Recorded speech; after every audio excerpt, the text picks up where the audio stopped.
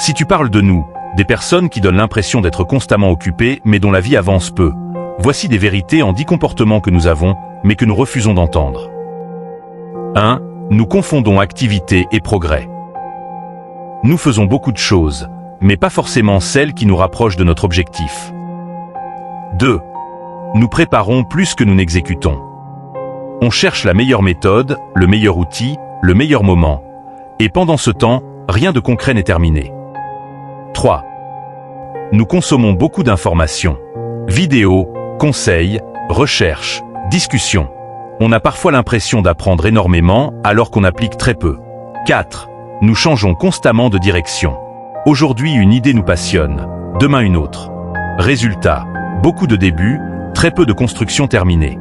5. Nous nous racontons que nous sommes occupés. Certaines tâches donnent une sensation de travail sans produire de résultats mesurables. 6. Nous attendons d'être motivés.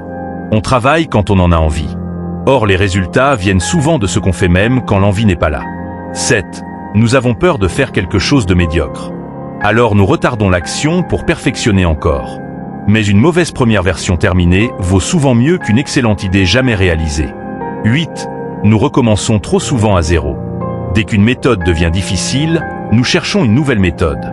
Cela nous évite parfois la partie la plus importante. Persévérer suffisamment longtemps. 9. Nous mesurons nos intentions plutôt que nos résultats. J'ai beaucoup réfléchi, j'ai beaucoup travaillé, j'ai fait des recherches. Très bien. Mais la vraie question est, qu'est-ce qui existe aujourd'hui qui n'existait pas hier? Et enfin, nous protégeons notre confort sous le masque de la fatigue. Parfois nous sommes réellement fatigués. Mais parfois, nous sommes simplement face à une tâche inconfortable que nous préférons repousser. Le problème n'est peut-être pas que nous ne travaillons pas assez. C'est que nous pouvons travailler sans direction suffisamment longtemps. Et c'est dangereux parce que l'activité nous donne l'impression d'avancer. On se couche épuisé, donc on se dit « j'ai fait beaucoup aujourd'hui ». Mais lorsque 3 mois passent, on regarde derrière soi et on constate que notre situation a presque changé. Être occupé n'est pas une preuve de progression. La progression laisse des traces. Une vidéo terminée. Une compétence maîtrisée. Un client obtenu. Un projet livré. Un examen préparé. Un problème définitivement résolu. C'est cela qu'il faut commencer à compter. Et peut-être que la question que nous devons nous poser chaque soir n'est plus « Est-ce que j'ai été occupé aujourd'hui ?» Mais « Qu'est-ce que j'ai réellement fait avancer aujourd'hui ?»